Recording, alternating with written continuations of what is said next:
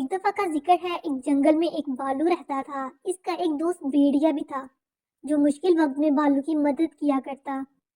ایک دن بالو نے سوچا کہ میرا مکان بہت خراب ہو گیا ہے، کیوں نہ اسے گرا کر نیا بنایا جائے۔ اس نے بھیڑیے کے سامنے یہ تجویز پیش کی۔ بھیڑیا اس کی مدد کے لیے تیار ہو گیا۔ کئی دن کی محنت کے بعد بھیڑیے اور بالو نے خوبصورت گھر تیار کر لیا۔ اب بالو نے بھیڑیے کا شکریہ ادا کیا تو اس نے جواب دیا، شکریہ کی کیا بات ہے، دوست کی مدد کرنا دوست کا فرض ہے۔ ایک دن شیر بھالو کے گھر کے سامنے سے گزرا۔ اس نے جب اتنا خوبصورت گھر دیکھا تو آگ بگولا ہو گیا۔ اس نے سوچا کہ میں جنگل کا بادشاہ ہو کر گھر میں رہتا ہوں اور میری رایا اتنے اچھے گھر میں رہتی ہے۔ یہ سوچ کر اس نے بھالو کے گھر کو تہس نہس کرنے کا فیصلہ کر لیا۔ شیر ہاتھی کے پاس پہنچا اور اسے بالو کے گھر کو تباہ کرنے کا حکم دیا۔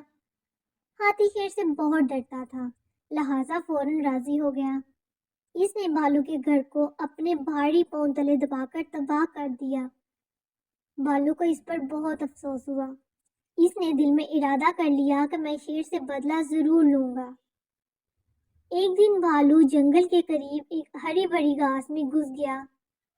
ایک شخص نے اسے دیکھ لیا اور اس خیال سے بالو کو پکڑنے کا ارادہ کر لیا کہ وہ اسے کسی مداری یا سرکس والے کے ہاتھ فروخت کر دے گا۔ آخر کار وہ بالو کو پکڑنے میں کامیاب ہو گیا۔ بالو نے آزاد ہونے کی بہت کوشش کی لیکن کامیاب نہ ہو سکا۔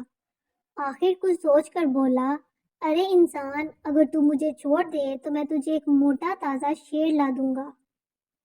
آج کل تو انسان پر اعتبار نہیں کیا جاتا، میں جانور پر کیسے اعتبار کروں؟ آدمی نے منہ بنا کر بولا۔ بڑی خوش آمد کے بعد آخر بالو نے اس آدمی کو راضی کر لیا۔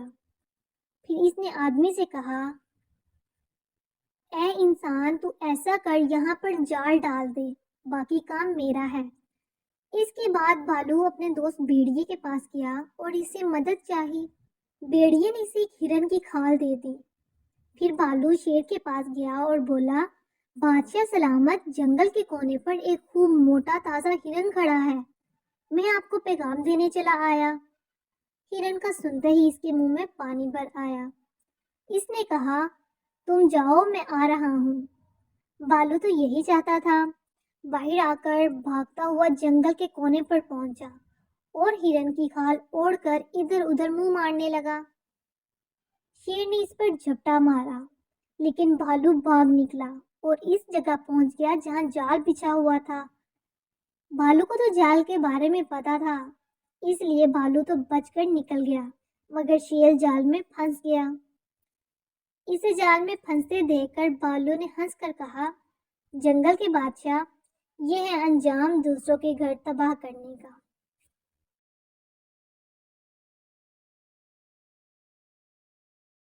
ایک دفعہ کا ذکر ہے، جنگل میں ایک ندی بہتی تھی اور اس ندی کے ارد گرد پیپل کے ایک درخت پر کوے کا گھونسلہ تھا اور دوسرے درخت پر مینا کا گھونسلہ تھا۔ دونوں میں گہری دوستی تھی۔ کوہ بڑا چلاک اور سیانا تھا، ہر وقت چلاکی سے کام لیا کرتا تھا۔ اس کے برعکس مینا سیدھی اور رحم دل جانور تھی اور وہ ہر کسی کے کام آتی تھی۔ اس کے برعکس کوہ سارا دن جنگل میں ادھر سے ادھر اڑتا پھرتا اور جو کھانے کی چیز نظر آتی جپٹ کر لے اڑتا۔ ایک رات مینا کے گھر مہمان آ گئے۔ مینا خوشی خوشی کھانا پکانے لگی۔ مہمانوں کے بچے مینا کے بچوں کے ساتھ کھیلنے میں مصروف ہو گئے۔ اتفاق سے نمک دان میں نمک ختم تھا۔ مینا بڑی فکر مند ہوئی، اب رات گئے وہ نمک کہاں سے لاتی؟ سوچا چلو کوے کے گھر سے نمک لے آتی ہوں۔ مینا جلدی سے کوے کے گھر کا دروازہ بجانے لگی۔ کوے کے گھر میں اندھیرا تھا۔ کوہ اندر سے چیخا، کون ہے؟ کیوں دروازہ پیٹا جا رہا ہے؟ مینا بولی، ارے میں ہوں بھائی کوے، تمہاری بہن مینا۔ کوہ بولا، اوہو، شاید مینا میرے لیے کھانے کی کوئی چیز لے کر آئی ہے۔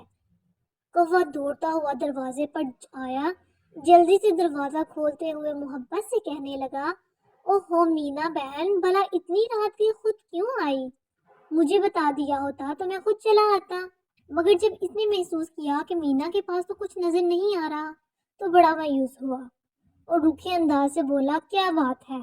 وہ کوے بھائی معاف کرنا، آپ کو رات کے تکلیف دی ہے، مجھے کچھ نمک چاہیے، گھر میں مہمان آ گئے ہیں، گاؤں کی سب دکانیں بند ہیں، سوچا آپ کا گھر تو سارا نمک کا ہے، آپ سے نمک لے لوں، مہربانی کر کے مجھے تھوڑا سا نمک دے دیں۔ تمہارا دماغ تو خراب نہیں ہو گیا؟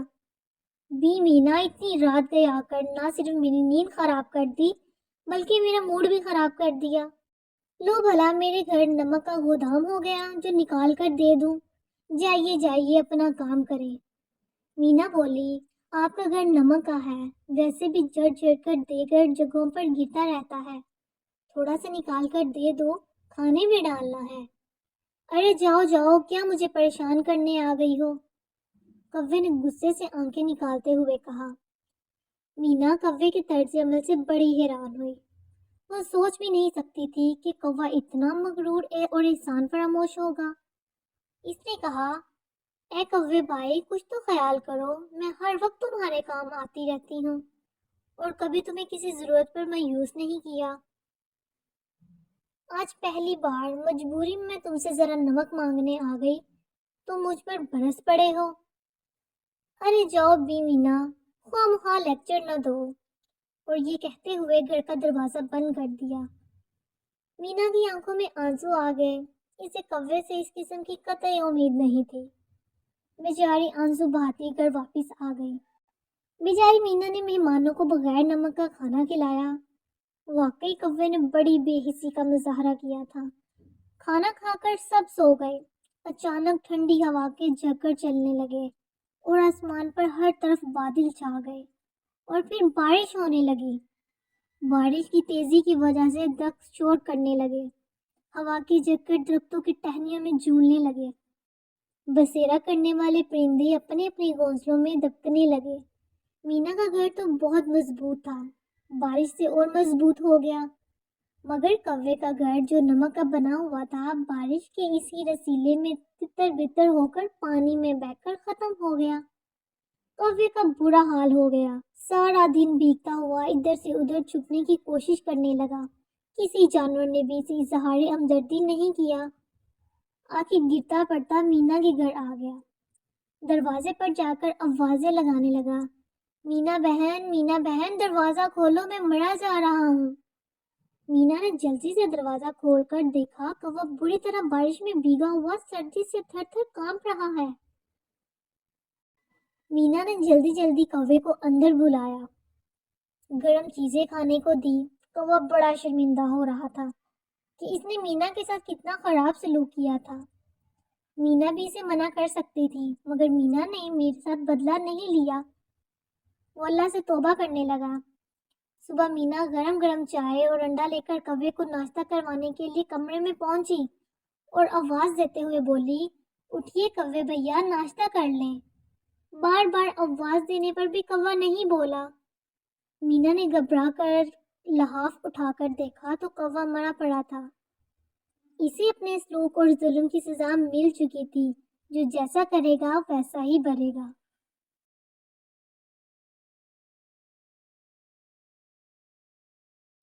ایک دفعہ کا ذکر ہے، ایک بطخ اور ایک کوے کی دوستی ہو گئی۔ کوا بطخ کے پاس تالاب کے کنارے آتا اور دونوں مل کر خوب باتیں کرتے۔ ایک دن بطخ بہت اداس تھی۔ کوے نے اس کی خیریت پوچھی تو وہ بولی، میں اس طوطے کے بارے میں سوچ رہی تھی جس نے مجھے آسمان سے نظر آنے والے مناظر سے آگاہ کیا۔ اب میں سوچ رہی ہوں کہ میں کتنی بد نصیب ہوں کہ اللہ نے مجھے بطخ بنایا۔ سمندر کی زندگی کوئی زندگی ہے، کاش میں بھی ایک طوطا ہوتی اور آسمان کی سیر کرتی، درختوں پر بیٹھتی، آہ کیا مزہ آتا۔ کوے نے بطخ کی یہ بات سنی تو کہنے لگا، اللہ میاں نے کوئی چیز بیکار پیدا نہیں کی، تم ناشکری کیوں بن رہی ہو؟ پانی کی زندگی تو دیکھو، کیا مزیدار زندگی ہے۔ اگر آسمان سے زمین کا نظارہ دلکش پرکشش ہے تو تالاب کے اندر کے رہنے کا مزہ بھی کم نہیں ہے۔ بطخ نے کوے کی بات سنی تو اسے بری لگی، مگر رات کو ٹھنڈے دل سے سوچا تو کوے کی بات اسے درست لگی۔ اس نے اللہ کا شکر ادا کیا کہ اس نے مجھے ایک اچھا مشورہ دینے والا دوست دیا۔ سویرا ہوا، چو چو چوہا اپنے بل سے باہر نکلنے لگا۔ سامنے بلی بیٹھی تھی۔ چوہے نے سوچا میں باہر نکلا تو بلی مجھے کھا جائے گی۔ بلی کہنے لگی، پیارے چوہے باہر نکل آؤ۔ چوں چوں نے کہا، میں باہر نہیں آؤں گا۔ بلی نے پوچھا کیوں؟ چوں چوں کہنے لگا، میں باہر آؤں گا تو تم مجھے کھا جاؤ گی۔ بلی نے کہا، اللہ نہ کرے میں تمہیں کیوں کھاؤں گی، میں تو تمہیں دوست بنانے آئی ہوں۔ یہ دیکھو میں ہاتھ بڑھاتی ہوں، تم مجھ سے ہاتھ ملاؤ، میرے دوست بن جاؤ۔ چوں چوں بولا، بلی خالہ میں نہیں آؤں گا، تم جاؤ، ادھر ٹیپو کتا کھڑا ہے، اس سے ہاتھ ملاؤ۔ بلی نے کتے کو دیکھا تو اس کا دم نکل گیا اور وہ اچھل کر کھڑکی پر چڑھ گئی اور کسی طرح اپنی جان بچائی۔ ایک دفعہ کا ذکر ہے، ایک دن بارہ سنگھا جنگل میں ہری گھاس چر رہا تھا۔ پیٹ بھر جانے پر اسے پیاس محسوس ہوئی۔ اس جنگل میں شفاف پانی کی ایک ندی بہتی تھی۔ بارہ سنگھا پیاس بجھانے کے لیے اس ندی کے کنارے پر جا پہنچا۔ جب اس نے پانی پینے کے لیے منہ نیچے جھکایا تو شفاف پانی میں اپنا عکس نظر آیا۔ عکس دیکھ کر بارہ سنگھا بہت خوش ہوا۔ اس نے اپنے سر پر مضبوط اور لمبے سینگ دے کر سوچا کہ ان سینگوں کی وجہ سے میری خوبصورتی کو چار چاند لگ گئے ہیں۔ اس کے ذہن میں خیال آیا کہ جنگل کا سب سے حسین جانور ہوں اور سر پر سینگوں کا تاج بھی ہے، اس لیے جنگل کا بادشاہ شیر کو نہیں مجھے ہونا چاہیے۔ بارہ سنگھا ابھی اپنے سینگوں کو دیکھ کر خوش ہو رہا تھا کہ اس کی نظر اپنی پتلی اور کمزور ٹانگوں پر پڑی۔ ٹانگوں کو دیکھ کر بارہ سنگھا ایک دم افسردہ ہو گیا اور سوچنے لگا، کاش میری ٹانگیں بھی سینگوں کی طرح خوبصورت ہوتی۔ کچھ دیر اپنی ٹانگوں کو دیکھنے کے بعد بارہ سنگھا اپنے گھر کی طرف چل پڑا۔ وہ اپنی پتلی ٹانگوں کو کوستا ہوا آگے بڑھ رہا تھا کہ اچانک ایک شیر نے اس پر حملہ کر دیا۔ شیر کو اپنے تعاقب میں دیکھ کر بارہ سنگھا جان بچانے کے لیے گھنے جنگل کی طرف بھاگنے لگا۔ بارہ سنگھا انہی پتلی ٹانگوں کے ساتھ اتنی تیز رفتاری سے بھاگا کہ شیر بہت پیچھے رہ گیا۔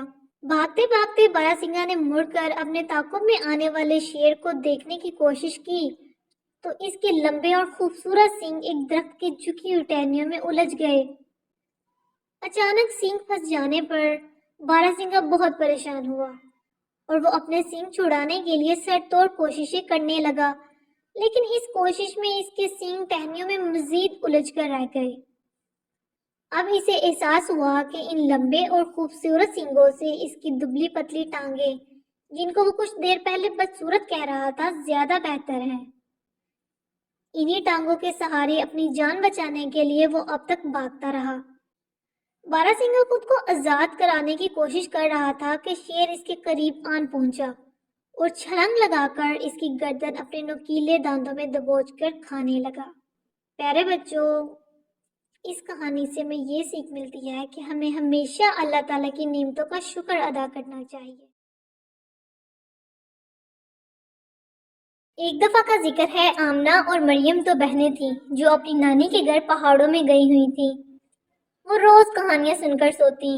ایک دن آمنہ کو ایک بوڑھا آدمی نظر آیا جو بیٹھا زمین پر کام رہا تھا۔ انہوں نے اپنی نانی سے اجازت لی اور اس کے لیے کھانا، کمبل اور لکڑیاں لے کر گئیں۔ آدمی نے ان کا بہت شکریہ ادا کیا۔ ایک دن آمنہ اور مریم دونوں پہاڑوں میں کھیل رہی تھیں۔ ان کو پتہ ہی نہ چلا اور صبح سے شام ہو گئی۔ تھوڑی دیر میں کالے بادل چھا گئے اور بارش ہونے لگی۔ ان دونوں کو گھر کا راستہ بھی نہیں یاد تھا۔ وہ بہت پریشان ہوئی۔ اتنی دیر میں وہی بوڑھا آدمی آیا اور آمنہ نے بتایا کہ ہم گھر کا راستہ بھول گئی ہیں اور اس بارش میں ہمارے لیے واپس جانا بہت مشکل ہے۔ بوڑھے آدمی کو ان کے گھر کا راستہ یاد تھا اور وہ انہیں ان کے گھر تک خیریت سے لے آیا۔ آمنہ اور مریم بہت زیادہ خوش ہوئیں اور اس آدمی کا بہت شکریہ ادا کیا۔ پیارے بچوں، اس کہانی سے ہمیں یہ سیکھ ملتی ہے کہ نیکی کا بدلہ نیکی ہوتا ہے۔ ایک دفعہ کا ذکر ہے، ایک کوے کو سخت پیاس لگی۔ وہ پانی کی تلاش میں ادھر ادھر اڑا اس کی نظریں پانی تلاش کر رہی تھی مگر پانی کہیں نظر نہ آیا۔ اس نے ہمت نہ ہاری اور پانی کی تلاش جاری رکھی۔ اچانک باغ میں اسے ایک گھڑا نظر آیا۔ اس نے پانی پینے کی کوشش کی مگر گھڑے میں پانی بہت کم تھا۔ اس کی چونچ پانی تک نہ پہنچ سکی۔ وہ بڑا پریشان ہوا۔ اس کے ذہن میں ایک ترکیب آئی اور وہ اڑ گیا اور اپنی چونچ میں ایک کنکر لے کر واپس لوٹا۔ یہ کنکر اس نے گھڑے میں ڈال دیا۔ پانی کچھ اوپر آیا مگر وہ ابھی پانی نہیں پی سکتا تھا۔ اسی طرح وہ لگاتار کنکر گھڑے میں ڈالتا گیا اور پانی آہستہ آہستہ اوپر آ گیا۔ کوے کی اس عقل مندی اور مسلسل محنت سے پانی گھڑے کے منہ تک آ گیا۔ کوے نے جی بھر کر پانی پیا اور اپنی پیاس بجھائی، خدا کا شکر ادا کیا اور اڑ گیا۔ پیارے بچوں، اس کہانی سے ہمیں یہ سیکھ ملتی ہے کہ خدا ان کی مدد کرتا ہے جو اپنی مدد آپ کرتے ہیں۔ ایک دفعہ کا ذکر ہے، ایک شخص کے 3 بیٹے تھے۔ جب وہ فوت ہوا تو تینوں نے گھر میں موجود اشیاء آپس میں تقسیم کر لی۔ بڑے بیٹے نے کہا، کیونکہ میں تم دونوں سے بڑا ہوں اس لیے آٹا پیسنے کی چکی میں لوں گا۔ درمیان والا بھائی بولا، اور میں آج کے بعد اس جھونپڑی کا مالک ہوں۔ سب سے چھوٹے بھائی علی کو دونوں بھائیوں نے کہا، اب گھر میں سوائے اس بلی کے اور کچھ نہیں، اس لیے تم یہ بلی لے لو۔ علی نے بلی لے کر گھر سے نکل آیا۔ وہ ایک درخت کے نیچے اداس بیٹھا سوچ رہا تھا کہ اس مشکل وقت میں کیا کرے۔ بیٹھے بیٹھے علی نے بے خیالی میں بلی کو مخاطب کر کے پوچھا، بی مانو، اب ہم دونوں کا کیا بنے گا؟ بلی نے جواب دیا، میرے آقا، آپ بالکل پریشان نہ ہوں، جیسے میں آپ کو کہوں آپ اس پر عمل کرتے جائیں، پھر دیکھنا آپ اپنے دونوں بھائیوں سے امیر ہو جائیں گے۔ بلی کو بولتے دیکھ کر علی بہت حیران ہوا۔ اس نے بلی سے پوچھا، مجھے کیا کرنا چاہیے؟ بلی نے کہا، آپ مجھے ایک جوڑا کپڑوں کا اور ایک جوڑا اچھے سے جوتوں کا خرید دیں اور باقی کام مجھ پر چھوڑ دیں۔ علی نے بلی کو کپڑے اور جوتے خرید دیے۔ بلی نے کپڑے اور جوتے پہنے اور جنگل میں سے ایک موٹا تازہ خرگوش پکڑ کر بادشاہ کے محل کی طرف چل پڑی۔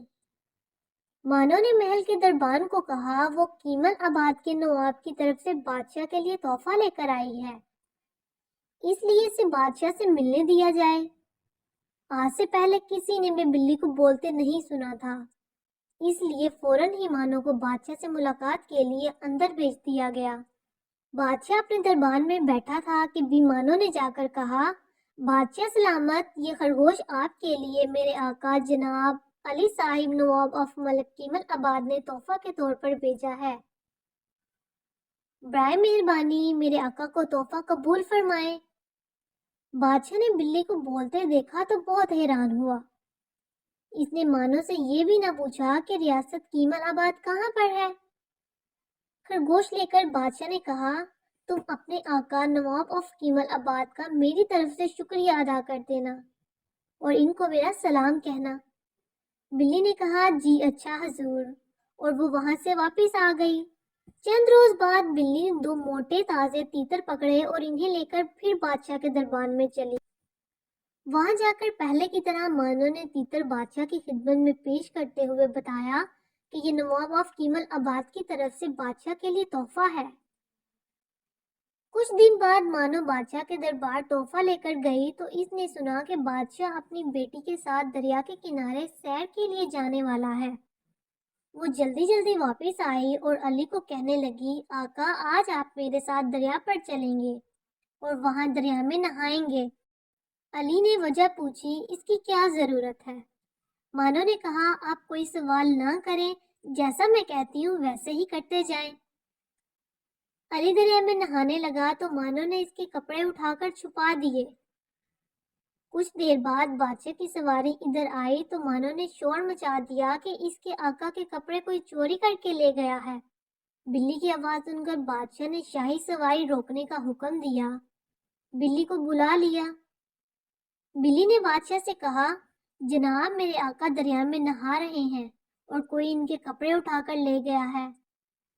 یہ سن کر بادشاہ نے اپنے خاص ملازم کو طلب کیا اور کہا، جلدی سے محل میں جاؤ اور اس نواب آف کیمل آباد کے لیے خوبصورت نفیس تراش کا سوٹ لے کر آؤ، اور دیکھو یہ بہترین کپڑے کا بنا ہوا ہو، کیونکہ ہم نے نواب آف کیمل آباد کو ان کے شان کپڑوں کا تحفہ دینا ہے۔ ملازم کپڑے واپس لے کر آیا تو علی کو کپڑے پہننے کے لیے دیے گئے۔ علی نے دریا سے نکل کر کپڑے پہنے۔ اب بلی نے بادشاہ سے علی کا تعارف کروایا۔ بادشاہ نے کہا، نواب صاحب آپ ہمارے ساتھ ہی بگی میں بیٹھ جائیں، ہم آپ کو گھر چھوڑ دیں گے۔ علی خاموشی سے شاہی بگی میں بیٹھ گیا۔ اس کے ساتھ والی سیٹ پر شہزادی بیٹھی تھی۔ بلی بھاگی بھاگی شاہی بگی سے آگے چلنے لگی۔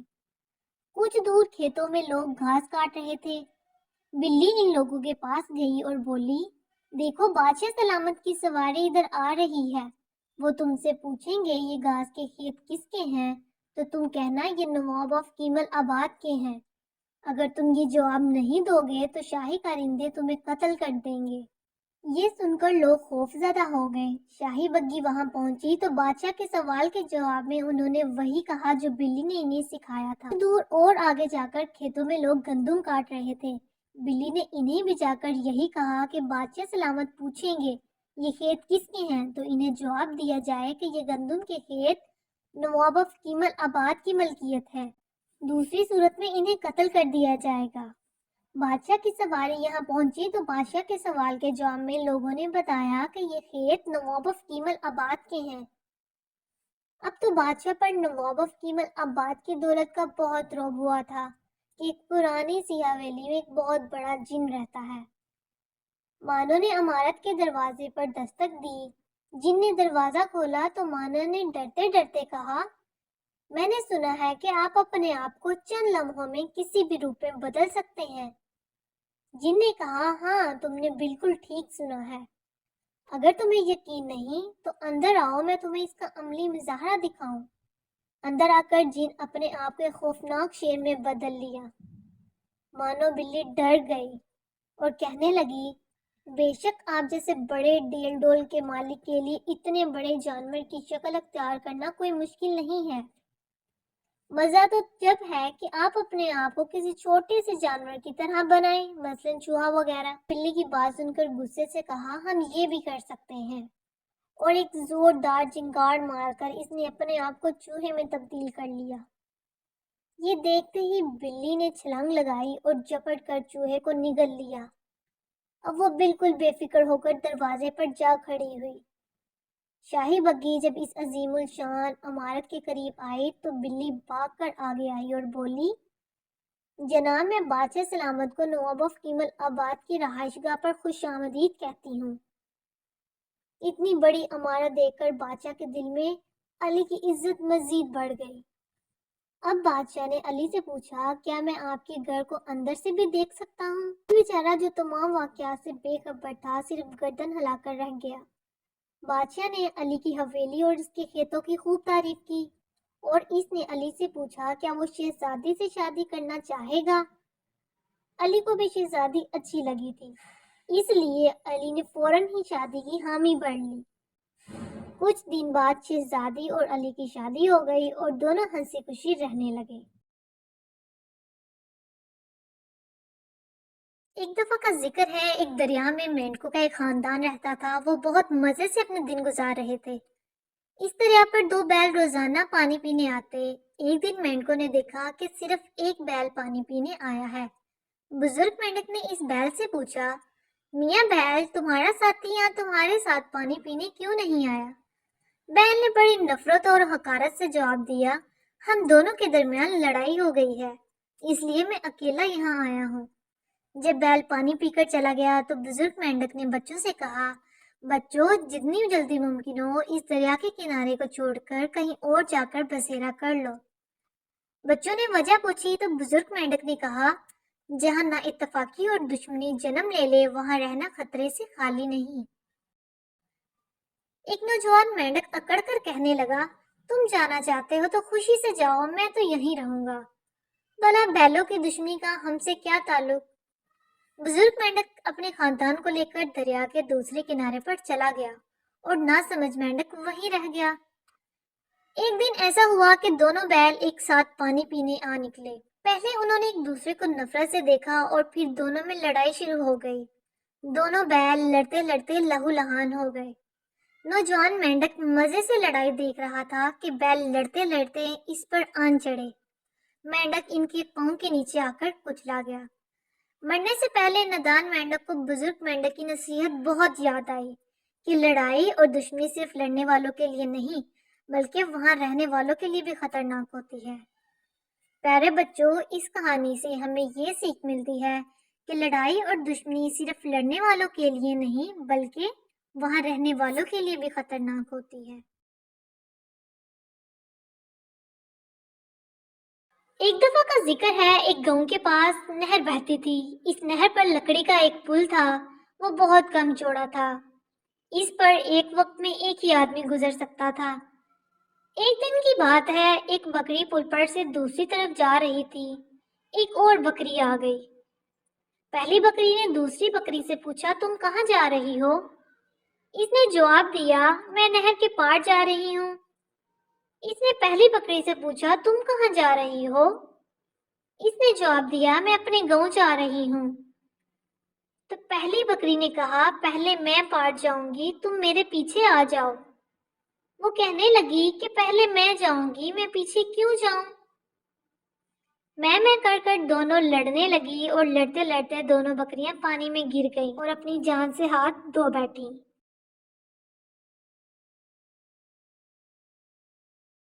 एक दफा का जिक्र है, एक भूखी लोमड़ी इधर उधर घूम रही थी और अपने खाने के लिए कुछ तलाश कर रही थी। भूख की वजह से वो अपने आप को कमजोर और काफी थका हुआ महसूस कर रही थी। खुशकिस्मती से लोमड़ी को एक बाग नजर आया। वो जब इस बाग में गई तो इसने अंगूर की बेल देखी, जिसमें अंगूर के गुच्छे थे। ये अंगूर दिखने में काफी शानदार और मजे के नजर आ रहे थे। लोमड़ी ने तड़पती आंखों से अंगूर के गुच्छे की तरफ देखा और इनको हासिल करने की पूरी कोशिश की, लेकिन लोमड़ी के लिए इनको हासिल करना इतना आसान न था, क्योंकि अंगूर काफी ऊंचाई पर थे। थोड़ी कोशिश करने के बाद लोमड़ी थक गई थी। चनाचे इसने कुछ देर आराम करने का फैसला किया। आराम करने के बाद लोमड़ी ने अपने आप को काफी ताजा दम महसूस किया और फिर से अंगूर के गुच्छे को हासिल करने की कोशिश में लग गई। लोमड़ी ने अंगूर लेने के लिए अपनी ताकत के मुताबिक काफी ऊंची छलांग लगाई, लेकिन वो इन तक पहुंचने में नाकाम रही। इसने फिर कुछ देर आराम किया और एक और जुर्रतमंदाना कोशिश की, लेकिन बेचारी लोमड़ी इस बार भी नाकाम रही। आखिरकार लोमड़ी काफी थक गई और इसने दोबारा कोशिश नहीं की कि कुछ हासिल किए बगैर लोमड़ी इस बाग से चली गई और अपनी नाकामी को कबूल करने के बजाय इसने ये सोचा कि अंगूर सिर्फ देखने में मजे के और रसीले थे, लेकिन हकीकत में ये अंगूर काफी खट्टे हैं। प्यारे बच्चों, इस कहानी से हमें ये सीख मिलती है कि लोग आमतौर पर इस चीज से नफरत करते हैं जो वो हासिल नहीं कर सकते। एक दफा का जिक्र है, एक भेड़िया शिकार की तलाश में इधर उधर घूमते घूमते एक गाड़ के पास पहुंचा, जहां से ताजा गोश्त की महक आ रही थी। भूख और ऊपर से ताजा गोश्त, इससे रहा न गया और वो गाड़ के अंदर चला गया। जब वो गाड़ में पहुंचा तो इसने अपने दोस्त चीते को बकरी खाते हुए देखा तो हैरानी से बोला, अरे तुम कहाँ थे इतने अरसे से? बड़े मजे आ रहे हैं, अकेले ही पूरी बकरी खा रहे हो। चीता बोला, हाँ भाई, शिकार के लिए मेहनत की है और अब इस मेहनत का फल खा रहा हूँ। तुम सुनाओ, खैरियत तो है? बड़े कमजोर दिखाई दे रहे हो, हालांकि पहले तो अच्छे भले सेहतमंद थे। भेड़िए ने कहा, क्या बताऊं, तुम तो आसानी से शिकार करके खा लेते हो, मगर मुझे काफी परेशानी होती है।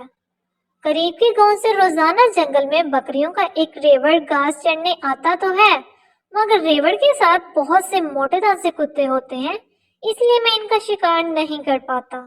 चीते भाई, तुम मुझे कोई आइडिया दो कि मैं किस तरह इन बकरियों का शिकार करूं और वापस पहले जैसी सेहत बना सकूं। चीते ने कहा, मेरे जहन में एक आइडिया है।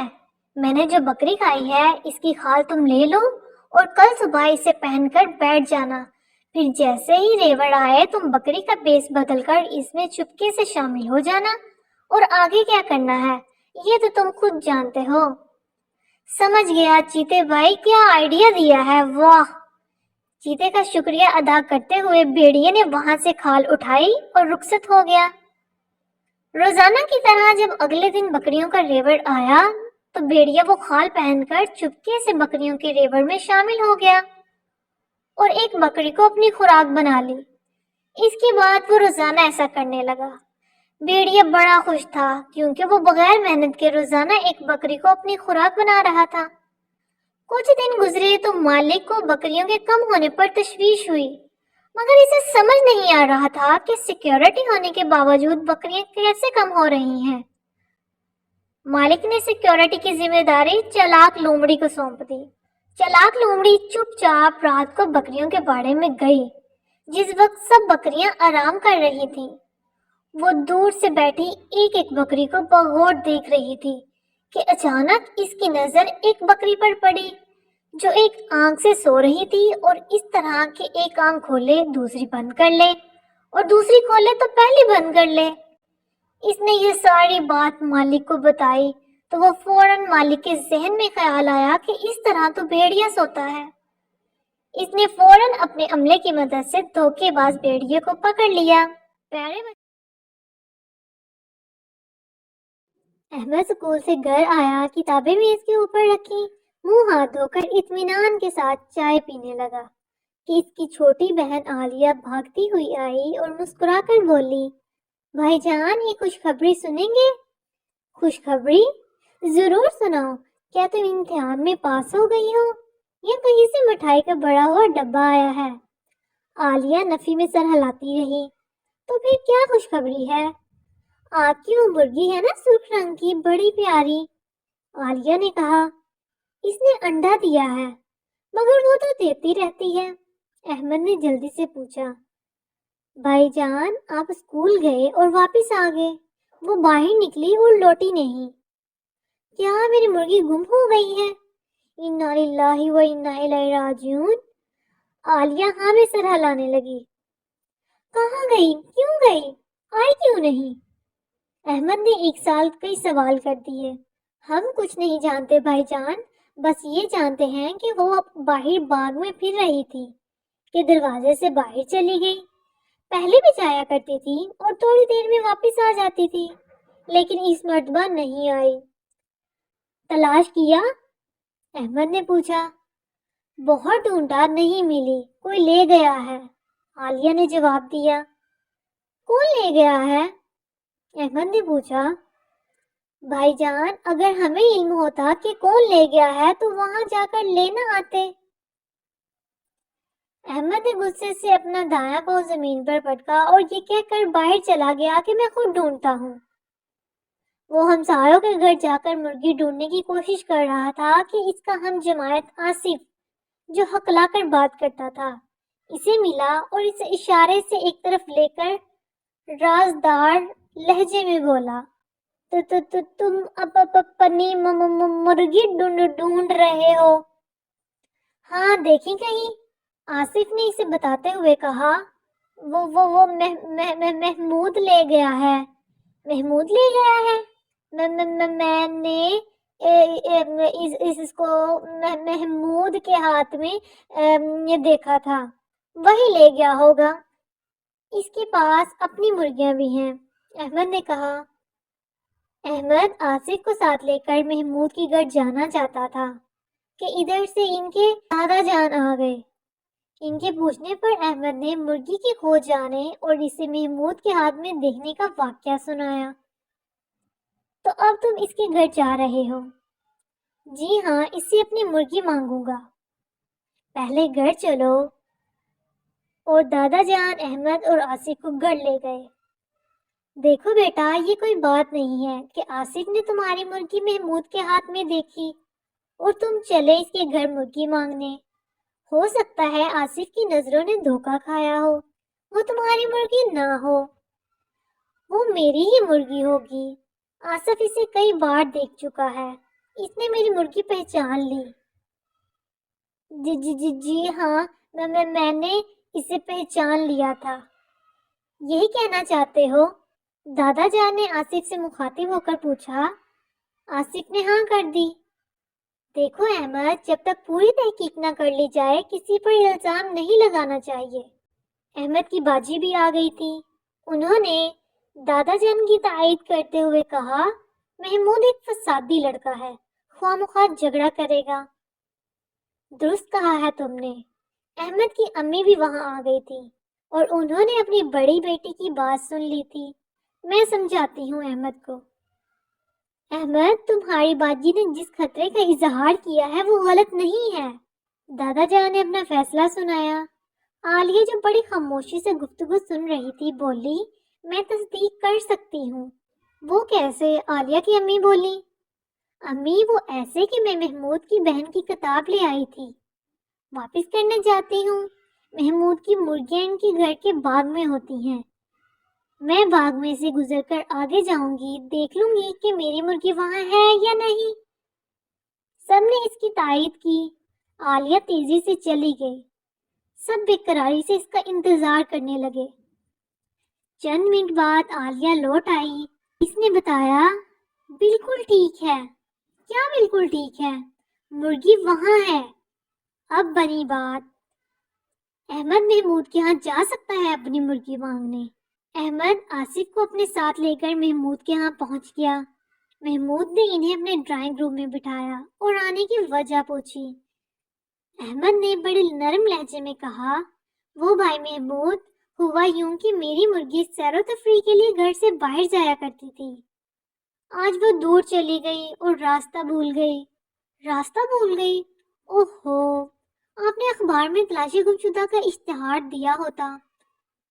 محمود بولا، جی نہیں، اس کی ضرورت پیش نہیں آئی۔ وہ غلطی سے آپ کے گھر میں چلی گئی۔ میرے گھر میں چلی گئی؟ جی ہاں، وہ آپ کے ہاں ہے۔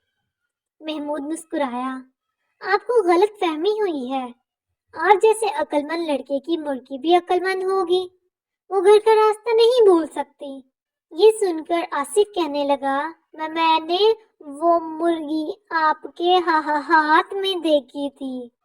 محمود نے اسی انداز میں ہکلا کر کہا، وہ میں مارکیٹ سے خرید کر لایا تھا۔ آصف نے منہ بسوڑ لیا۔ احمد اور محمود ہنس پڑے۔ مجھے یقین ہے میری مرغی آپ ہی کے ہاں موجود ہے۔ ٹھیک، 100% ٹھیک، آپ کی مرغی میرے پاس ہے۔ تو آپ اس کی نشانیاں بتا دیں۔ اگر یہ نشانیاں ٹھیک ہوئیں تو مرغی آپ کی۔ یہ تو آپ کر سکتے ہیں نا؟ کر سکتا ہوں۔ تو کیجئے، بتائیے آپ کی مرغی کا رنگ کیا ہے؟ احمد فوراً بول اٹھا، سرخ۔ مرغی کا رنگ سرخ۔ اور وزن کتنا ہے؟ وزن؟ جی ہاں، اس کا وزن کتنا ہے؟ میں نے اسے کبھی تولا نہیں، اور تولنے کی ضرورت بھی کیا تھی؟ پھر بتائیے، مجھے کیسے معلوم ہو کہ آپ درست کہتے ہیں؟ اچھا، آپ یہ فرمائیے، اس کے پروں کی تعداد کیا ہے؟ آپ تو مذاق کر رہے ہیں۔ میں بالکل مذاق نہیں کر رہا۔ آپ سے آپ کی مرغی کی نشانیاں پوچھ رہا ہوں۔ احمد اٹھ بیٹھا اور غصے سے جانے لگا۔ آصف بھی اس کے پیچھے پیچھے جانے لگا۔ کیوں بھائی، کیا بات ہے؟ منہ لٹکائے آ رہے ہو؟ دادا جان نے احمد کو مایوسی کی حالت میں دیکھ کر پوچھا۔ احمد نے جو کچھ ہوا سنا دیا۔ یہ محمود تو میری توقع سے زیادہ ذہین ثابت ہوا ہے۔ خیر آؤ، اب میں تمہارے ساتھ چلتا ہوں۔ راستے میں محمود کے سوالوں کے جواب سوچیں گے۔ احمد، آصف اور دادا جان محمود کے گھر چلے گئے۔ محمود بیٹا، جی فرمائیے۔ تمہارے اور احمد کے درمیان ایک جھگڑا پیدا ہو گیا ہے۔ میں چاہتا ہوں یہ جھگڑا ختم ہو جائے۔ دوستوں میں جھگڑا ہرگز نہیں ہونا چاہیے۔ دادا جان، آپ اس کے بھی بزرگ ہیں اور میرے بھی۔ آپ فیصلہ کر دیں، میں اس فیصلے کو فوراً مان جاؤں گا۔ یہ تمہاری سعادت مندی ہے محمود بیٹا۔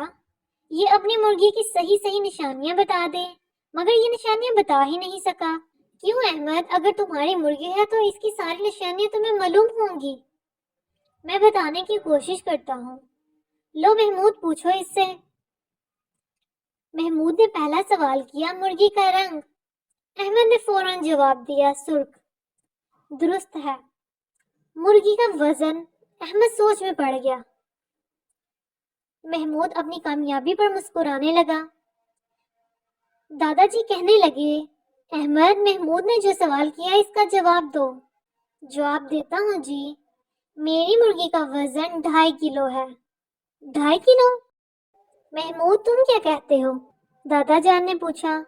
میں نہیں مانتا، محمود کا جواب تھا۔ تو بیٹا تول کر دیکھ لو، ابھی صحیح وزن معلوم ہو جائے گا۔ محمود اٹھ کر چلا گیا۔ واپس آیا تو اس کے ہاتھ میں مرغی اور ترازو تھا۔ مرغی کو تولا گیا تو اس کا وزن 2.5 کلو سے 2 چھٹانگ کم نکلا۔ یہ دیکھ کر محمود خوشی سے اچھل پڑا۔ کیوں احمد جھوٹا الزام لگاتے ہو؟ دادا جان غصے سے بولے۔ میری سنیے دادا جان، سناؤ۔ میری مرغی کا وزن 2.5 کلو تھا۔ گھر سے بچھڑ کر اتنی اداس ہوئی کہ اس کا وزن 2 چھٹانگ کم ہو گیا۔ یہ سن کر محمود پریشان ہو گیا۔ بات معقول ہے محمود بیٹا، تم بھی یقیناً اسے معقول سمجھو گے۔ کوئی اور نشانی پوچھو۔ پوچھتا ہوں، اس کے پروں کی تعداد بتاؤ۔ جی میری مرغی کے پروں کی تعداد 9,999 ہے۔ غلط، محمود بول اٹھا۔ درست، احمد نے اصرار کیا۔ میں کہتا ہوں یہ غلط ہے، میں کہتا ہوں یہ درست ہے۔ دونوں جھگڑنے لگے۔ جھگڑتے کیوں ہوں، ابھی اس کا فیصلہ ہو جاتا ہے۔ محمود بیٹا، فرمائیے دادا جان، مرغی تمہارے پاس ہے نا؟ جی جی۔ پر گن لو، معلوم ہو جائے گا احمد ٹھیک کہتا ہے یا غلط۔ محمود کے چہرے کا رنگ زرد پڑ گیا۔ محمود بیٹا کیا سوچتے ہو؟ محمود کچھ دیر خاموش رہا، پھر مرغی احمد کی طرف بڑھا کر بولا، میں اپنے کیے پر نادم ہوں دادا جان۔ شاباش محمود بیٹا، سعادت مند اولاد کوئی بری حرکت کرے پھر اس پر ندامت کا اظہار کرے تو اللہ پاک اسے معاف کر دیتا ہے۔ میں نے دل سے ندامت کا اظہار کیا ہے۔ محمود بولا۔ دادا جان، احمد اور آصف چلنے لگے۔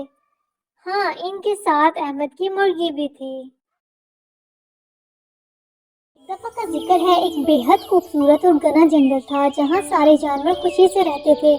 فاختائیں امن کی گیت گاتی، کوئلے اپنی سریلی آواز میں نغمے سناتی، یوں کہہ لے کہ سارے جانور مل جل کر محبت سے رہتے تھے۔ انہی میں ایک حسد و جلن کا مارا بھیڑیا بھی تھا جسے جنگل کا سکون ایک آنکھ نہ بھاتا تھا۔ وہ چاہتا تھا کہ کس طرح اس جنگل کا امن خراب کر دے، مگر وہ جنگل کے بادشاہ شیر سے بہت ڈرتا تھا۔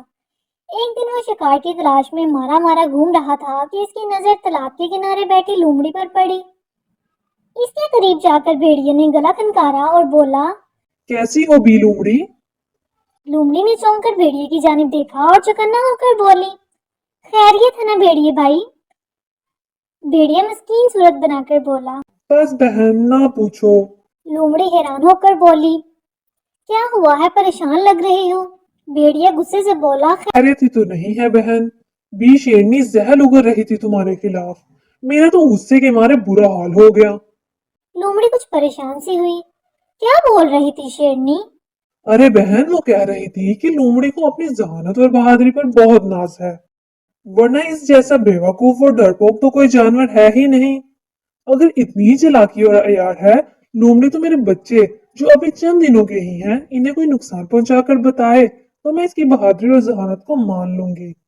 لومڑی دل میں مسکرائی اور کھڑی ہو گئی، چلو پھر ساتھ میرے شیرنی کے سامنے ہی بات کرتے ہیں اور تم دونوں کے سامنے ہی میں اس کے بچوں کو اپنا نوالا بنا کر دکھاتی ہوں۔ بھیڑیا بات بدلتے ہوئے بولا، ارے میری بہن، تم اکیلی ہی جاؤ، مجھے تو ڈر لگتا ہے اس کے غصے سے۔ لومڑی بھیڑیے کی اس تیزی سے رنگ بدلنے پر مسکرانے لگی اور بولی، ابھی تو تمہیں غصہ آ رہا تھا شیرنی پر، اب کیا ہوا بھیڑیے بھیا؟ بھیڑیا جانتا تھا کہ لومڑی بہت چالاک ہے، خود کو سنبھالتے ہوئے بولا، ہاں غصہ تو تھا، پر وہ جنگل کی ملکہ ہے، مجھ کمزور سے بھیڑیے پر وہ چڑھ دوڑے گی۔ تمہاری تو بات ہی الگ ہے، تم اپنی عقل مندی سے اپنا کام کراؤ گی، اس لیے مجھے تو اس معاملے سے دور ہی رکھو۔ یہ کہہ کر بھیڑیا وہاں سے رفو چکر ہو گیا۔ لومڑی اس کی چال پر دل ہی دل مسکراتی ہوئی شیرنی کے دربار میں پہنچی۔ لومڑی کو آتا دیکھ کر شیرنی اپنے کچاڑ سے باہر آئی اور بولی، کہو لومڑی کیسے آنا ہوا؟ لومڑی ادب سے بولی، اے جنگل کی ملکہ، جان کی امان پاؤ، کچھ عرض کروں۔ شیرنی بولی، ہاں ہاں کیا کہنا چاہتی ہو؟ لومڑی شیرنی کے قریب آ گئی اور تمام صورتحال سے آگاہ کیا جو بیٹیا اسے بتا کر گیا تھا۔ شیرنی غصے سے پاگل ہو گئی اور بولی، کہاں ہے وہ بدبخت بیڑیا؟ آج اس کی خیر نہیں ہے۔ لومڑی جلدی سے بولی، ملکہ عالیہ غصے سے نہیں سمجھداری سے کام لیجیے۔ جس طرح وہ ہمیں لڑوانا چاہتا ہے ہم اس کو سزا اسی کی چال کے ذریعے دیں گے۔ شیرنی بولی، وہ کیسے؟ لومڑی قریب جا کر شیرنی کو ساری بات سمجھا کر وہاں سے چل دی۔ راستے میں ایک شکار کیے ہوئے ہرن کے خون سے اپنا منہ آلودہ کیا اور بیٹی کی تلاش میں نکل پڑی۔ دور ایک گھنے درخت کے سائے میں لومڑی کو بھیڑیا اونگتا نظر آیا۔ وہ قریب جا کر بولی، بھیڑیے بھائی دیکھو، میں شیر کے بچوں کا شکار کر کے آئی ہوں، پر تم شیر کو نہ بتانا کہ میں اس کے بچوں کا شکار کیا ہے۔ یہ سن کر بھیڑیا بت کر کھڑا ہو گیا اور بے چینی سے لومڑی کا چہرہ دیکھنے لگا جہاں واقعے میں خون لگا تھا۔ وہ خوشی میں جھوم گیا کہ اب جنگل میں فساد ہونے سے کوئی نہیں روک سکتا۔ بھیڑیا اپنی خوشی چھپا کر خوش آمدی لہجے میں بولا، ارے واہ میری بہن، تم نے کیا کارنامہ کیا ہے! میں تو تمہاری سمجھداری اور بہادری کا قائل ہو گیا ہوں۔ کیا بات ہے تمہاری! لومڑی مسکرا کر چل دی۔ کچھ دور جا کر وہ جھاڑیوں میں چھپ گئی اور بھیڑیوں پر نظر رکھی۔ بھیڑیا لومڑی کے جاتے ہی اٹھا اور چل پڑا۔ لومڑی بھی اس کے پیچھے تھی۔ وہ شیر کے دربار میں پہنچا، لومڑی بھی اس کے پیچھے جا کر کھڑی ہو گئی۔ بھیڑیا بلند آواز میں کہنے لگا، عالم پناہ، اے جنگل کے بادشاہ، اے ملکہ، یہ کیا ہو گیا؟ کیا اب ایسا وقت بھی دیکھنا ہوگا کہ جنگل کے بادشاہ کے بچوں کو ایک معمولی اور کم عقل لومڑی اپنا شکار بنائے گی؟ کیا بادشاہ کی حکومت میں یہ سب ہوگا اس کے بچوں کے ساتھ؟ شیرنی اور شیر اس کی آواز پر باہر آئے۔ شیر گرج کر بولا، کیوں چلا رہے ہو بے وقوف بھیڑیے، اور کیا بک رہے ہو؟ بھیڑیے نے جب شیر کو غضبناک دیکھا تو روتی صورت بنا کر بولا، بادشاہ سلامت، لومڑی نے آپ کے بچوں کا شکار کر لیا ہے۔ میں نے خود اپنی آنکھوں سے دیکھا ہے۔ اسے سخت سے سخت سزا دی جائے۔ شیرنی آگے بڑھی اور بولی، ہمارے بچے تو زندہ سلامت ہمارے پاس ہیں، مگر اب تم نہیں بچو گے میرے شکار بننے سے۔ تمہیں سزا مل کر رہے گی، غلط بات کرنے پر، لڑائی کروا کر جنگل کا سکون برباد کرنے پر، اور دو لوگوں میں غلط فہمی پیدا کرنے کے جرم میں۔ لومڑی نے ہمیں پہلے ہی آگاہ کر دیا تھا کہ تمہارے ارادے کیا ہیں، جب ہی وہ موجود ہے تمہارے پیچھے۔ بیڑی نے پیچھے مڑ کر دیکھا تو لومڑی کو کھڑا پایا۔ وہ سمجھ گیا کہ اس کی جنگل میں فساد کروانے کی سازش ناکام ہو گئی ہے، اس لیے بھاگنے میں ہی خیریت سمجھی۔ وہ سرپٹ بھاگ لیا۔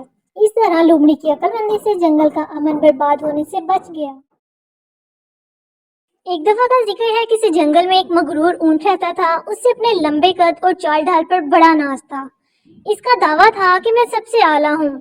اس کا جہاں جی چاہتا منہ اٹھا کر چلا جاتا اور سب جانوروں سے بدتمیزی کرتا رہتا۔ کوئی جانور اگر اسے چھیڑتا تو وہ اس کے پیچھے پڑ جاتا۔ اس کے گھر کے قریب چوہے کا بل تھا اور اونٹ کو اس چوہے سے بہت زیادہ نفرت تھی۔ وہ اس چوہے کو نہ جانے کیا کیا القابات دیتا رہتا، لیکن چوہا ہنس کے ٹال دیتا تھا۔ جنگل کے سب جانور ہی اونٹ سے بہت تنگ تھے اور چاہتے تھے کہ اسے اس کے کیے کی سزا ملے، مگر ابھی تک اونٹ کو کھلی چھٹی ملی ہوئی تھی۔ وہ بہار کا خوشگوار موسم تھا، ہر طرف پھول کھلے ہوئے تھے اور جنگل میں بھینی بھینی خوشبو پھیلی ہوئی تھی۔ اونٹ سو کر اٹھا تو اسے بڑی زبردست بھوک محسوس ہوئی۔ وہ منہ اٹھائے چڑھنے نکل گیا اور اپنی لمبی گردن اٹھا کر درختوں کے پتے، پھول اور پھل کھاتا رہا۔ اسی دوران اس نے ایک کانٹوں بھرے درخت کی ٹہنی دیکھی تو اسے توڑنے کے لیے اپنی گردن اوپر اٹھائی۔ اس نے اپنے دانت ٹہنی میں گاڑے ہی تھے کہ اس کی گردن ایک شاخ میں الجھ گئی۔ اب تو اونٹ کی ساری شیخی ہوا ہو گئی۔ وہ زور لگا لگا کر جب تھک گیا تو زور زور سے رونے لگا، مگر کسی نے اس کی نہ آواز سنی اور نہ ہی مدد کو آیا۔ کچھ دیر بعد جب جنگل کے جانوروں کو اونٹ کی مشکل کا پتہ چلا تو وہ اس کو ہمدردی سے دیکھنے لگے، لیکن اس کی مدد پھر بھی نہ کر سکے۔ اسی دوران چوہا بھی وہاں پہنچ گیا۔ اس نے اونٹ کی جو یہ حالت دیکھی تو درخت پر چڑھنا شروع کر دیا۔ جانوروں نے اسے بہت منع کیا، مگر چوہے نے کسی کی نہ مانی اور شاخ تک جا پہنچا۔ جب اونٹ کی گردن پھنسی ہوئی تھی، کمزور ہونے کے باوجود اس نے کسی نہ کسی طرح اس شاخ کو ہلا ہلا کر اونٹ کی گردن آزاد کی تو اونٹ کی جان میں جان آئی۔ اب اونٹ کو معلوم ہو چکا تھا کہ جنگل میں ہر جانور اہم ہے۔ اس کا غرور خاک میں مل چکا تھا۔ اس نے سب جانوروں سے معافی چاہی اور چوہے کو اپنا پکا دوست بنانے کا اعلان بھی کیا۔ سب جانور ہنستے ہوئے اپنے اپنے گھروں کو چل دیے۔ سچ ہے جو مشکل میں کام آئے وہ دوست ہے۔ پیارے بچوں، ایک دفعہ کا ذکر ہے کسی جگہ ایک کوے نے اپنا چھوٹا سا گھر بنا رکھا تھا جہاں پر وہ رات کو قیام کرتا اور دن کو اپنے کھانے پینے کا اہتمام کرتا اور مختلف جگہوں سے دانہ چن کر وہاں کھا کر سو جایا کرتا تھا۔ ایک دن ایسا ہوا کہ کوا دن کے وقت اپنا پیٹ بھرنے کی خاطر ایک ایسی جگہ پر جا پہنچا جہاں بہت زیادہ پانی تھا اور پانی کے ارد گرد تھوڑا سا گوشت موجود تھا۔ کوے نے پہلے اپنی پیاس بجھانے کے لیے پانی میں چونچ ڈالی، لیکن اس کے منہ پر ایک زوردار چانٹا پڑا۔ یہ چانٹا ایک چیل نے اس کے منہ پر مارا تھا جو پہلے سے پانی کے حوض میں موجود تھی اور اپنی پیاس بجھا رہی تھی۔ جو ہی چیل نے کوے کے منہ پر چانٹا مارا، کوے کو دن میں تارے نظر آنے لگے اور وہ حواس بھاگتا ہو کر پانی کے اندر گر گیا کیونکہ اس نے اپنا توازن برقرار نہیں رکھا تھا۔ چیل نے کوے کی وہ درگت بنائی کہ کوا ساری زندگی سے یاد رکھے گا۔ کوے نے چیل سے کہا کہ اے چیل بہنا، مجھے چھوڑ دو، میں تم سے زیادہ طاقتور نہیں ہوں، تم مجھ سے جسامت میں بھی بھاری ہو اور طاقت میں بھی کسی سے کم نہیں ہو۔ میں نے صبح کا ناشتہ بھی نہیں کیا، اس لیے گوشت کے چند ٹکڑے مجھے بھی چننے دو تاکہ میں اپنا پیٹ بھر سکوں۔ میں تم سے وعدہ کرتا ہوں کہ گوشت کے کچھ ٹکڑے کھا کر میں یہاں سے چلا جاؤں گا اور پھر تم جو جی میں آئے کرتے رہنا۔ چیل کوے کی باتیں سنتی رہی، پھر بولی کہ اے کوے، تم روزانہ یہاں آتے ہو، سب کچھ ہڑپ کر جاتے ہو اور دوسرے جانوروں کا اس میں کچھ نہیں ہوتا۔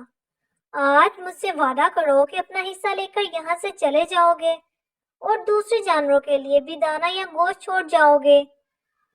کوے نے چیل کی بات مانتے ہوئے اس سے وعدہ کیا کہ آئندہ جو چیل کہے گی وہ ویسا ہی کرے گا۔ چیل نے سوچا کہ اب کوے کو جانے دیا جائے کیونکہ اس کی کافی درگت بن چکی ہے اور اس کی یہ کمبختی کیا کم ہے کہ میں نے دوسرے جانوروں کی خاطر کوے کی کافی بے عزتی کی ہے۔ چنانچہ چیل نے انصاف کرتے ہوئے کہا کہ آج کے دن کے لیے تم اتنا گوشت لے جا سکتے ہو جتنا کہ ہضم ہو جائے۔ کل سے تم نے مجھ سے جو وعدہ کیا ہے وہ پورا کرنا اور صرف اپنے حصے کا کھانا لے کر جانا تاکہ دوسرے جانور بھی اس سے مستفید ہوں۔ کوے نے ایک مرتبہ پھر چیل سے وعدہ کیا کہ وہ ویسا ہی کرے گا جو چیل کہے گی۔ چنانچہ کوے نے تھوڑا سا گوشت اپنی چونچ سے اٹھایا، چیل کو خدا حافظ کہا اور خود اڑ کر اپنے گھر پہنچ گیا۔ ایک دفعہ کا ذکر ہے ایک دن ایک بوڑھی عورت اپنے کھیت میں سے بند گوبھی توڑنے جا رہی تھی۔ راستے میں ایک غار پڑتا تھا جس میں 12 آدمی رہتے تھے۔ انہوں نے بڑھیا کو بلا کر کہا، بی اماں، یہ بتاؤ سب سے اچھا کون سا مہینہ ہے؟ بڑھیا نے کہا، سبھی مہینے بہت اچھے ہیں بیٹا۔ دیکھو تو جنوری میں سفید سفید برف گرتی ہے، فروری میں بارش ہوتی ہے اور مارچ میں ہر طرف پھول ہی پھول کھل اٹھتے ہیں۔ باقی سارے مہینے بھی بہت اچھے ہیں۔ بی اماں، تم نے ہم سب کی تعریف کی، اس لیے ہم تمہیں انعام دینا چاہتے ہیں۔ تم جانتی ہو ہم ہی 12 مہینے ہیں۔ انہوں نے ٹوکری میں بہت سا سونا بھر کر بڑھیا کو دے دیا۔ بڑھیا نے ان کا شکریہ ادا کیا اور گھر چلی گئی۔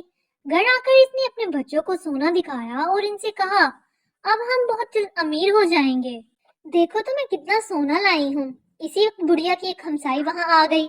اس نے سونے کا ڈھیر دیکھا تو اس کی آنکھیں پھٹی کی پھٹی رہ گئیں۔ بڑھیا نے 12 مہینوں کی ساری کہانی ہمسائی کو کہہ سنائی۔ بڑھیا کی ہمسائی بہت لالچی تھی۔ وہ دوڑی دوڑی اس غار میں جس میں وہ 12 آدمی رہتے تھے، انہوں نے ہمسائی سے پوچھا، بی اماں، سب سے اچھا مہینہ کون سا ہے؟ ہمسائی بولی، بات تو یہ ہے کہ کوئی مہینہ بھی اچھا نہیں ہوتا۔ دیکھو نہ تو جنوری میں برف پڑتی ہے، فروری میں بارشیں شروع ہو جاتی ہیں اور اسی طرح ہر مہینے میں کوئی نہ کوئی بلا نازل ہوتی رہتی ہے۔ آپ کا بہت بہت شکریہ بڑی بی، لائیے اپنی ٹوکری دیجیے، ہم آپ کو انعام دیں گے۔ 12 مہینوں نے ہمسائی کی ٹوکری بھر کر اوپر سے پتے ڈھک دیے۔ ہمسائی ٹوکری اٹھا کر گھر کو بھاگی تاکہ جلدی سے کھول کر دیکھے بھلا 12 مہینوں نے کیا انعام دیا ہے۔ جب وہ گھر پہنچی تو اس نے اپنے بچوں سے کہا، اب ہم بھی اس بڑھیا کی طرح امیر ہو جائیں گے۔ یہ کہہ کر اس نے ٹوکری میز پر الٹ دی، لیکن ٹوکری میں سونے کی جگہ کنکر پتھر بھرے ہوئے تھے۔ ہمسائے بہت ناراض ہوئی اور بھاگی بھاگی بڑھیا کے پاس گئی۔ बुढ़िया ने पूछा, जब इन 12 महीनों ने तुमसे ये पूछा था कि कौन सा महीना अच्छा होता है, तो तुमने क्या जवाब दिया था? मैंने तो साफ साफ कह दिया था कि कोई महीना भी अच्छा नहीं होता। हमसाई ने चिढ़कर कहा, फिर ठीक है, तुम्हारे साथ यही होना चाहिए था।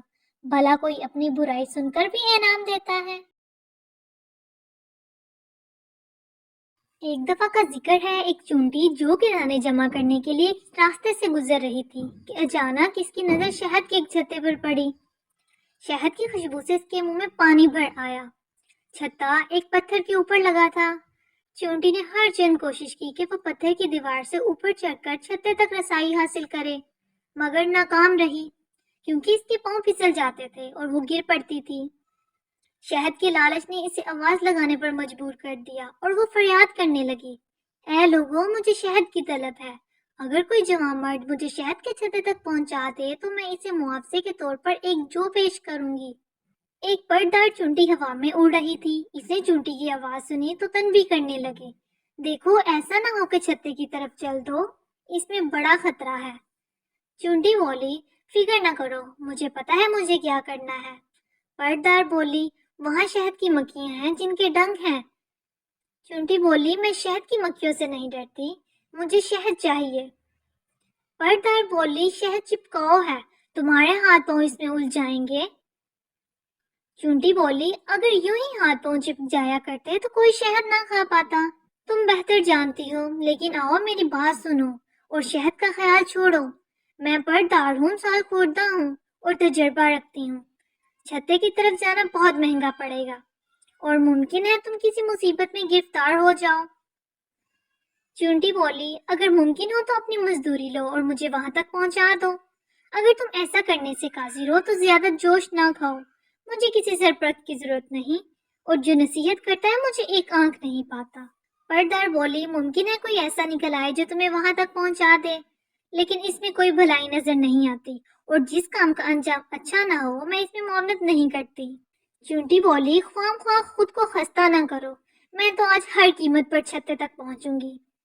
पर्दार ने अपनी राह ली और चुंटी ने दोबारा आवाज लगाई, कोई है जवां मर्द जो मुझे शहद के छत्ते तक पहुंचा दे और मुआवजे में एक जो मुझसे वसूल कर ले। अचानक एक मक्खी का वहां से गुजर हुआ। इसने कहा, बेचारी चुंटी, तुम्हें शहद की तलब है और तुम्हें इसका हक है, मैं तुम्हारी आरज़ू बढ़लाती हूँ। चुंटी बोली, अल्लाह बरकत दे, खुदा तुम्हारी उम्र दराज करे, तुम्हें कहते हैं खैर ख्वाह जानवर। मक्खी ने चुंटी को जमीन से उठाया और इसे छत्ते के करीब बिठाकर खुद उड़ गई। चुंटी हद दर्जा मसरूर थी, कहने लगी, वाह वाह, कैसी सादत है, कैसा छत्ता है, कैसी अच्छी बू है, कैसा उम्दा शहद है, वाह क्या मजा है इसमें, इसे बढ़कर और क्या खुशकिस्मती हो सकती है। चूंटियां किस कदर बदकिस्मत हैं कि गंदुम और जौ जमा करती रहती हैं और किस वक्त भी इनका रुख शहद के छत्ते की जानिब नहीं होता। चूंटी ने इधर उधर से कुछ शहद चाटा और आगे बढ़ती गई, हत्ता कि शहद के हौज में जा पहुंची, और अचानक इसे महसूस हुआ कि इसके हाथ पांव शहद से चिपक गए हैं और इसके लिए अपनी जगह से हरकत करना मुमकिन नहीं रहा। इसने अपनी निजात के लिए जिस कदर कोशिश की बेनतीजा रही, तब इसने फरियाद की, अजब तरह पकड़ी गई हूँ, इससे बढ़कर और क्या बदबख्ती होगी। ऐ लोगों, मुझे निजात दिलाओ, कोई जवां मर्द मुझे निजात दिलाओ। है कोई जवां मर्द मुझे इस छत्ते से बाहर निकाल लाए और मैं इसे 2 जौ इनाम में पेश करूंगी। पेशकश पहले 1 जौ की थी, सो अब 2 की है। इस जहन्नुम से निकलने की यही सूझी है। एन इस वक्त पर्दार चुंटी अपने सफर से वापस आ रही थी। इसी साल में देखकर पर्दार को बड़ा दुख हुआ और इसने फौरन इसको मुसीबत से निकाला। फिर बोली, मैं तुम्हें सरजनिश नहीं करना चाहती, लेकिन इतनी बात जरूर कहूंगी कि ज्यादा लालच गिरफ्तारी का सबब बन जाता है। आज तो तुम्हारा नसीब बुलंदी पर था कि मैं अचानक यहाँ पहुंच गई, लेकिन आइंदा मोहतात रहना। गिरफ्तारी से पहले नसीहत को गौर से सुन लेना और किसी मक्खी से मदद ना मांगना। मक्खी चूंटी की हमदर्द नहीं और इसके लिए चूंटी का खैरख्वाह होना भी मुमकिन कहाँ है। एक दफा का जिक्र है कि किसी जंगल में एक शेर रहता था और इसी जंगल में एक बकरी भी रहती थी। इन दोनों की आपस में काफी गहरी दोस्ती थी। दोनों काफी हंसी खुशी जिंदगी गुजार रहे थे। एक दिन कुछ हुआ यूं कि शेर को बहुत ज्यादा भूख लग गई। اس نے شکار کرنے کی کافی کوشش کی لیکن اسے شکار نہ ملا۔ پھر وہ مایوسی کے ساتھ بکری کے پاس لوٹا اور اس نے بکری سے پوچھا، مجھے بہت بھوک لگی ہے، کیا تمہیں کسی شکار کے بارے میں معلوم ہے؟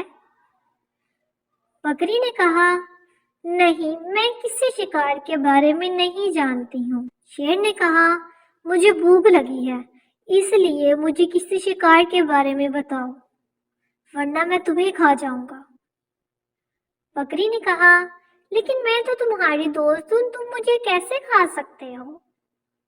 شیر نے کہا، جب بھی مجھے بھوک لگتی ہے تو میں اپنے دوست کو بھی نہیں چھوڑتا اور اپنی بھوک کی وجہ سے اسے بھی کھا جاتا ہوں۔ یہ کہہ کر شیر نے بکری پر حملہ کیا اور اس نے فوراً بکری کو کھا لیا۔ پیارے بچوں، اس کہانی سے ہمیں یہ سیکھ ملتی ہے کہ دشمن سے کبھی بھی دوستی نہیں کرنی چاہیے۔ دشمن کبھی بھی دوست نہیں بنتا، بلکہ دشمن دشمن ہی رہتا ہے۔ مزید اچھی ویڈیوز دیکھنے کے لیے اس ویڈیو کو لائک اور شیئر کریں اور میرے چینل کو سبسکرائب کریں۔